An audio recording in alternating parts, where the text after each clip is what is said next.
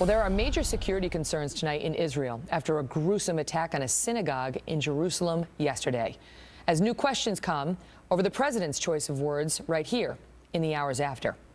5 people are dead, including 3 Americans, after 2 Palestinian cousins in their 20s entered a Jerusalem synagogue during morning prayers, using at least 1 gun, a meat cleaver, and knives, with the intent of butchering more than 24 people inside. We are learning tonight one of the victims who survived the attack is now in a coma. And while Palestinian President Mahmoud Abbas condemned the attacks, many Palestinians celebrated them.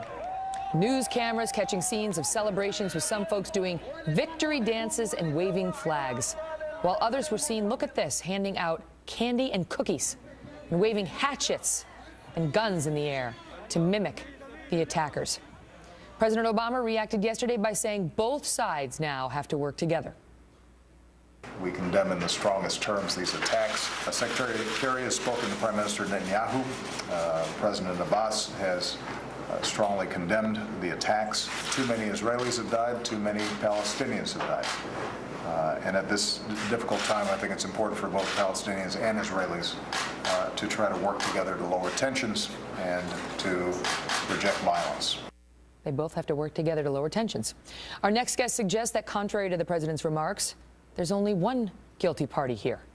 Bret Stephens is deputy editor of the Wall Street Journal's editorial page. He's a former editor-in-chief of the Jerusalem Post, and he's author of America in Retreat: The New Isolationism and the Coming Global Disorder. Bret, good to see you. It's good to be here. And so the president says both sides need to work together. What's wrong with that? Oh, it's moral equivalency at its very worst. It's putting the victim and the killers on a similar par as if they have equal responsibilities. That's just not the case. What the president should have said is Israelis should not have to negotiate with a Palestinian Authority, Palestinian leaders, and Palestinian people who are cheering the murder of rabbis praying peacefully in a synagogue. That's what he should have said. And, you know, this is a president who has a problem coming and just speaking up in moral terms in defense of our allies and basically in defense of the victims of an incredible crime.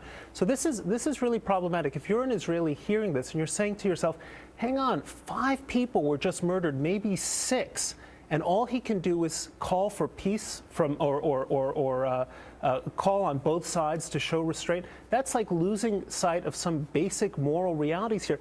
One more thing. President Abbas did not strongly condemn the killings. He had to be pushed to condemn it, and even then he did it in the most equivocal terms. So the president's statement doesn't even reach the level of factual accuracy, much less moral decency. And then President Abbas's, the party website, Fatah's website, was calling it a great blessing.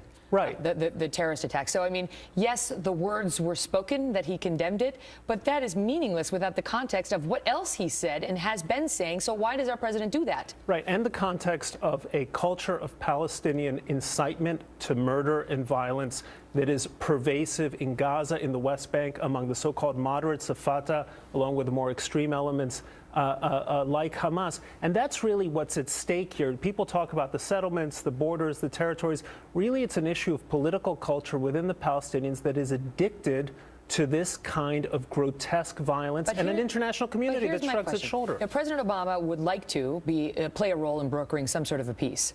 And so how can he do that if he just comes out and keeps condemning one side, even if in his mind and according to the facts, the one side is more often to blame than the other?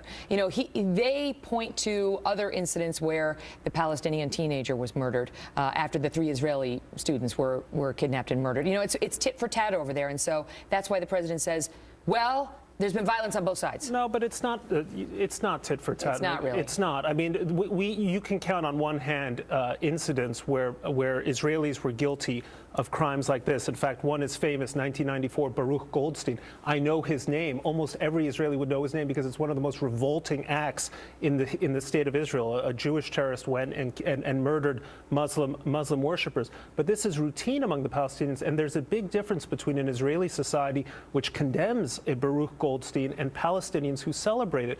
What I would say to the president, it's not a matter, it's not tit for tat, it's not equivalent. Israel is our ally, it shares our values, and the best thing that Obama could do is stop subjecting the Palestinians to the to coin a phrase, soft bigotry of low expectations, and simply suggesting that somehow they ought not to have higher moral standards for themselves. You know, we are friends today with the Germans, with the Japanese, but those societies went through a period of moral revitalization after World War II, and the Palestinians could stand to go through something similar. Why'd you write this book?